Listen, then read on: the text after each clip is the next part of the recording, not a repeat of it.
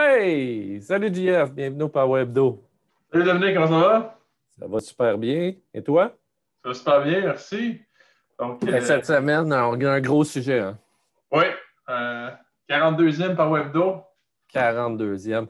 Donc, cette semaine, comprendre l'effet coup de fouet, là aussi appelé le bullwhip effect, pour mieux gérer les risques en temps de pandémie. Exact. C'est un OK? sujet chaud qui nous affecte tous et qui va nous affecter de plus en plus. Exact. OK, on passe ça, JF.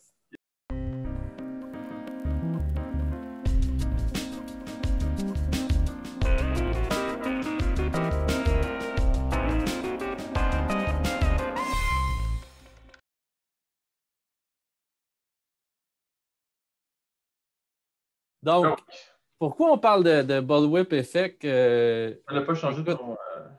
je n'ai pas changé, mais c'est pas grave. Je vais te commencer avec une petite intro avant de parler du contexte, là. Excuse-moi. Écoute, tu me pousses, là, tu me pousses cette semaine. En fait, pourquoi on voulait parler de bullwhip effect? Dans les derniers mois, dans la dernière année, on entend parler beaucoup d'effets directs, là. On parle avec des entrepreneurs puis des entreprises, puis écoute, on peut juste avoir de l'empathie envers eux. Il y a vraiment des gens qui vivent des coups durs. Ouais. Ouais.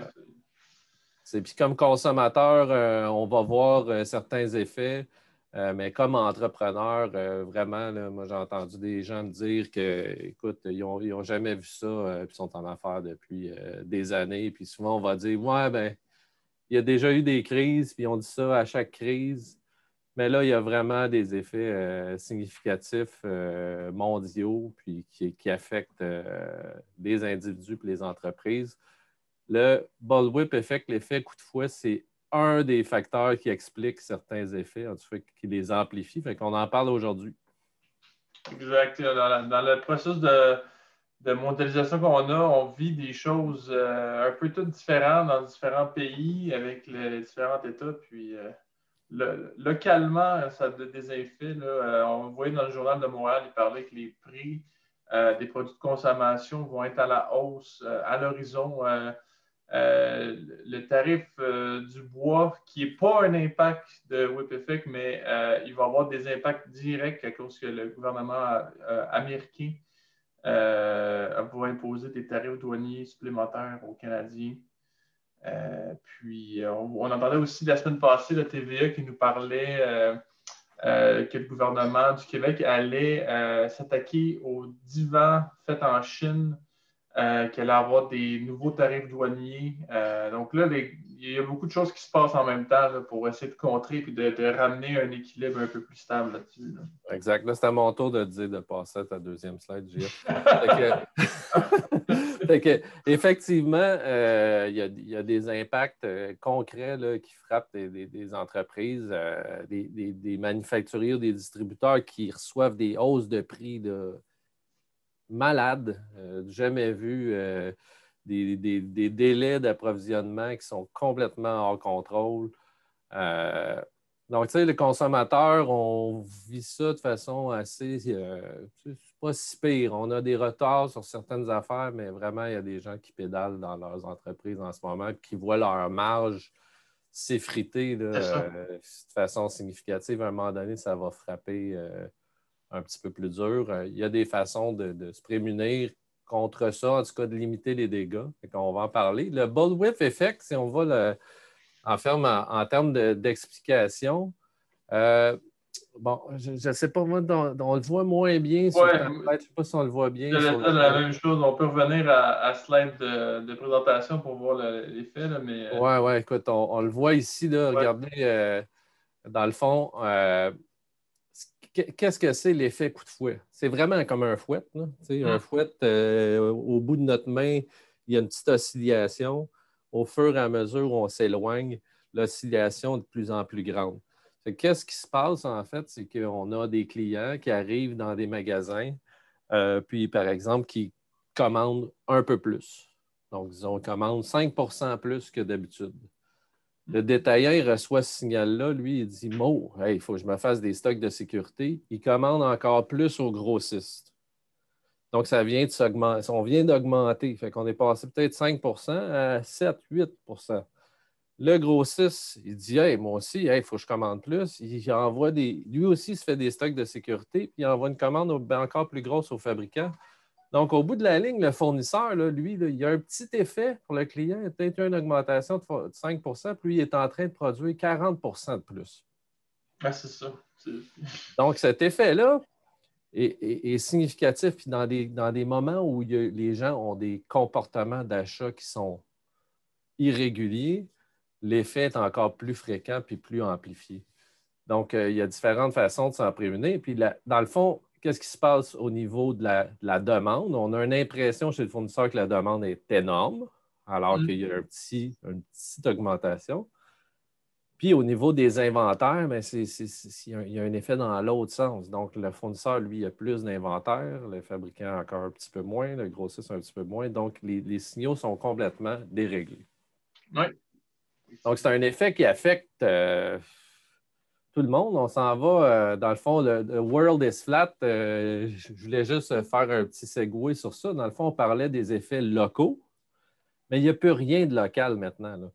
The World is Flat, c'est un livre que j'ai lu qu'un gars de notre équipe m'avait donné il y a plusieurs années, Pascal, il s'appelait. Il m'avait dit lis ça, Dominique, tu vas aimer ça. Ça parle de la mondialisation. C'est un livre qui a été écrit en 2005, où on décrit à quel point la mondialisation s'installe. Mais aujourd'hui, les gens, vous le savez, là, la mondialisation, ça affecte tous les secteurs. Donc, qu'est-ce qui se passe au niveau du bullwhip effect, l'effet coup de fouet? C'est un impact international. Directement international, c'est ça. On peut penser à plusieurs choses à l'international. On voit avec la Chine, qu'est-ce qui se passe avec la demande, l'économie qui est manipulée un peu là, dans certains cas. Là, on avait aussi là, des fortes hausses temporaires de demande. Des ventes de produits qui ont bondi. On avait aussi des effets là, qui ont été accentués, entre autres au Québec, là, à cause qu'il il y avait des grèves, mais les ports ils sont en surcapacité. Ça a un impact vraiment, là, surtout. On l'a vu aussi avec le bateau dans le canal en Égypte, ouais, exact. Tout un effet mondial. Là, tout à fait. Chacun de ces phénomènes-là ont des impacts concrets là, dans la vie des distributeurs, des manufacturiers du Québec. Puis, il y a un article vraiment intéressant. On a 2 articles extrêmement intéressants qu'on pourra partager aux gens qui vont nous le demander. On va les mettre sur notre site. Il y en a un qui est de spinpart.fr, l'impact de la COVID-19 sur le supply chain. Puis, il parle justement des effets concrets. Qu'est-ce qui s'est passé en Chine, la baisse de demande. Il parlait de risque d'engorgement des ports, mais on l'a vu. Un truc qu'on voit aussi, c'est que, puis on en a parlé tantôt, les entreprises vont avoir tendance à faire des commandes surdimensionnées. Comme tu sais que tu n'as pas accès à beaucoup de produits, quand tu as accès, tu commandes toutes. Puis ça, à répétition, ça crée l'effet coup de fouet. Ça empire la situation. Puis ce qui est dit, c'est que les effets sur les supply chains, les chaînes d'approvisionnement au niveau international, là, ça va durer. Là. On n'est pas dans quelque chose qui va se régler dans les prochaines semaines. Là. Non, c'est ça, ça prend plusieurs années pour que ça se rétablisse selon certains experts. J'ai écouté sur une étude, là, entre autres, il disait là, les microchips là, dans les autos, là, ça, c'en est un autre là, qui est très en demande, puis il y a une pénurie, puis c'est pas demain la veille qu'on va sortir de cette crise-là de microchips. Là. Exact. Il y a un autre article super intéressant qu'on partagera justement qui explique précisément l'effet, là, l'effet coup de fouet là, en action là, sur les microchips au niveau international. Puis il y a d'autres articles aussi qui essaient de statuer sur pourquoi tout à coup on est en rupture de stock partout sur tout. Ouais. Il y a beaucoup de ruptures de stock. Les gens ne sont pas tant mis sur le long terme, les gens ne vont pas avoir consommé tant plus. C'est vraiment un effet incontrôlé. Euh, donc, un autre article intéressant, Jean-François, qu'on a vu en faisant nos recherches, c'est dans le Globe and Mail, si je me souviens bien. C'est Oui, assez dans le Globe and Mail, oui. exact, assez récent. Donc, il parle de méfiez-vous de l'effet coup de fouet sur le retour à la vie normale. Donc, on va voir ça encore plus frappé. Donc, là, les comportements, tout à coup, les gens retournent magasiner. Il va y avoir des espèces de petits booms d'achat. Puis Oui. là, il pourrait y avoir des espèces de panic buying qu'on appelle. Il ne faut pas que ça se répercute partout dans la chaîne d'approvisionnement. Donc, il en parle dans cet article qu'on pourra vous partager. Euh, chacun de ces phénomènes-là, il faut en être bien conscient et y faire attention.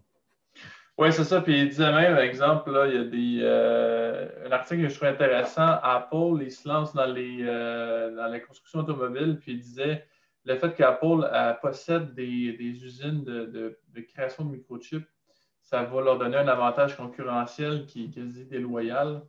En tout cas, ça a beaucoup de répercussions. Là. C'est pas simplement un effet là, micro. Là. C'est Ah énorme. non, parce qu'il y a des compagnies qui ont changé leur comportement. Comme tu parles d'Apple, ils vont dire OK, mais nous autres, on ne veut plus s'approvisionner juste à Taïwan, par exemple. On va avoir des usines plus locales. Et il y a même le gouvernement qui s'en mêle. Là. Ouais. Et ça, c'est pas tous les entrepreneurs qui tapent des mains et qui disent félicitations. Là. Il y a des actions qui sont prises, des fois un peu rapidement. Par exemple, le truc sur le protectionnisme au niveau des meubles au Québec, la mesure récente, mais on peut être d'accord avec la vertu et l'idée, mais la façon dont ça tombe, la vitesse avec laquelle ça tombe, ça ne laisse pas beaucoup de temps aux entreprises de se réorganiser. Aux États-Unis, Joe Biden, spécifiquement sur la crise des chips, s'est prononcé et il a même déposé, on appelle ça un executive order là, qui mettait en place certaines mesures protectionnistes au niveau de l'approvisionnement. Donc, le gouvernement s'implique puis impose des mesures. Ouais. Tu parles, au niveau de l'Union européenne aussi, il y a C'est des ça mesures aussi qui sont de mises en son place. mentionné. Il disait on va renforcer, on va s'assurer que, en fait, nous devons renforcer la capacité de l'Europe à développer la prochaine génération de processeurs et de semi-conducteurs. Donc là, le concept qu'on avait, qu'on s'est fait dire au fil du temps de toujours externaliser à l'international, c'est en train de se replier sur nous-mêmes et de favoriser une économie qui est plus locale, de pouvoir être autosuffisant. C'est en train de revenir avec cette mentalité-là suite à la crise. Exact, exact. Puis, tu sais, effectivement, le fait de réduire la complexité de la chaîne d'approvisionnement, ça peut réduire l'effet de coup de fouet, mais des fois, les mesures sont un peu trop, on pourrait dire, rapides Ouais. ou irréfléchies. Mais écoute, ce qui est clair, c'est que ça bouge vite. Donc, situation qui est pas drôle. Comme on dit, aujourd'hui, c'est pas c'est pas un Power Hebdo où on peut rire beaucoup. C'est Non, pas c'est une ça. belle situation. Il y a quand même de la lumière. Si on retourne, dans le fond, à l'aspect effet de levier, si vous regardez la théorie par rapport à l'effet de levier, c'est quelque chose qui a été documenté depuis longtemps. Il y a des mesures qui peuvent être prises encore aujourd'hui pour en minimiser les effets, donc pour faire en sorte que quelqu'un qui est au bout de la chaîne d'approvisionnement ne perde pas sa chemise puis qu'il ne se ramasse pas en faillite parce qu'il subit des contre-coups de demandes incontrôlées. Donc, on peut nommer plusieurs mesures. Nous autres, on en a identifié 4, JF. Il y en a d'autres. Oui, Oui, vas-y, Jean-François. renforcer et préserver la résilience grâce à la collaboration, ça, c'est super important. Dans le fond, si vous êtes capable d'avoir un canal de communication ouvert avec tous les facteurs là, de votre chaîne d'approvisionnement, ça va permettre d'avoir une transmission plus claire de l'information. J'ai un exemple, si vous êtes le fabricant, vous pouvez acheter les données POS, par exemple, pour les analyser. Vous allez voir que la demande du client, qu'est-ce qui passe à la caisse, est moins forte que la demande de votre client à vous. Là, fait que ça peut vous aider à regarder un peu c'est quoi la vraie réalité sur le marché versus c'est quoi que moi je me fais demander comme augmentation. Exact. On en a vu là, des entreprises se revirer de bord rapidement puis mettre en place ce canal de communication-là. Puis par exemple, dans certains marchés, il y a des détaillants ou des acheteurs qui vont fournir les plans de demande à leurs fournisseurs. Donc, ils leur disent, OK, voici nos intentions d'achat à plus long terme, voici nos inventaires. Donc, on expose l'information. J'ai lu quelque part que on remplaçait les inventaires par de l'information. Donc, quand on a de l'information, on n'a pas besoin de garder des inventaires partout. On peut être un peu plus ligne. Je trouvais ça super intéressant. Donc, l'autre truc qui est important, c'est de l'agilité et de mieux communiquer à l'interne et à l'externe. Donc, faire des cycles plus courts de planification. On en a parlé, JF, au début, j'ai oublié de mentionner que, écoute, le 9 juillet 2020, je faisais une présentation dans un parc sur comment gérer les prévisions en temps de crise. Puis on avait parlé un peu de ça, de l'effet coup de fouet, mais je l'avais survolé. On en parle plus aujourd'hui, mais l'agilité au niveau des prévisions, c'est définitivement un des facteurs de réussite. Il y a des choses aussi intéressantes. Bâtir une stratégie de gestion de crise à long terme. Donc, qu'est-ce qu'on vit aujourd'hui? Comment on peut transposer ça à long terme pour que ça devienne des outils et des façons de faire qui sont permanentes? C'est ça, puis d'avoir un outil de prévision qui va permettre d'avoir plus de flexibilité. Des fois, dans certains ERP ou dans certains systèmes comptables, vous allez pouvoir comparer à l'année passée, mais dans un cas comme on vit actuellement, c'est pas assez flexible, c'est pas une année de référence l'année passée. Exact. Il y a même des experts qui disent sortez de votre système ERP puis allez dans Excel à la place parce que l'engin de prévision ne fonctionne plus. C'est pas fou. Il faut avoir vraiment une capacité d'avoir de l'agilité. Vous le savez, dans Power, on peut faire ça. Là. On a un module de prévision, puis on a des clients qui s'en servent justement pour altérer leurs prévisions eux-mêmes, puis les impacter, puis faire le travail, puis être agile au niveau de cette gestion-là. Mais de rester dans les modèles traditionnels de recommande, puis ça ne fonctionne juste plus. Donc, il faut réduire les lots, il faut essayer de mieux gérer nos inventaires. Donc, toutes les mesures habituelles s'appliquent, mais on est vraiment dans une situation qui est particulière, puis on en est conscient. Exact. La dernière chose, en fait, pour laisser une image aux gens, on parlait de l'effet coup de fouet, on l'a vu, là, l'espèce de... moi, quand on réfléchissait à ça, JF, on a parlé, c'est comme un courant électrique qui s'amplifie. Puis des bons gestionnaires, ils vont jouer le rôle d'une résistance. En électronique, une résistance, ça contrôle le courant. Fait qu'il faut modérer le message, utiliser l'information pour ne pas s'emballer, puis être capable de durer dans le temps. Parce que tout le monde, tous ceux qui paniquent puis qui réamplifient le signal, ça peut s'appliquer dans plein d'autres domaines. Hein. Oui, mais dans tout. Dans tout. Donc... En fait, c'est d'atténuer les effets de vagues là, qui sont toxiques là, dans la prise de décision. Donc, avec une résistance, on va pouvoir atténuer ça et dire, OK, finalement, je pense que oui, il y a une augmentation de la demande, mais moins forte que les facteurs qui rentrent. Là. On se base sur des faits, on essaie de modérer les choses pour faire en sorte de durer. Et pour faire ça, il faut avoir des données. Fait que l'effet coup de fouet, c'était là il y a 20 ans. J'ai vu une étude dans mes recherches où il demandait à un chercheur il y a quelques années, est-ce qu'avec toute la technologie, l'effet coup de fouet est en train de disparaître? Malheureusement pas, parce que les gens continuent de réagir de façon un peu incontrôlée lorsqu'il y a des phénomènes particuliers qui se présentent. Mais définitivement, avoir des bonnes données, bien résister, rester calme, être agile, ça peut vous aider à passer à travers cette crise-là puis en sortir meilleur. C'est très bien dit, Luc. Bon, hey, on se laisse là-dessus, JF. C'était le fun de parler de ça avec toi. La semaine prochaine, je vais être seul. Là. Tu t'en vas en vacances? Ouais, on va en vacances une semaine, donc Bon, ben, bonne semaine de vacances. merci bien. Profite-en bien. OK. On se Bonjour tout le revoit monde. dans 2 semaines pour mon cas. Salut. Bye bye. Bye bye.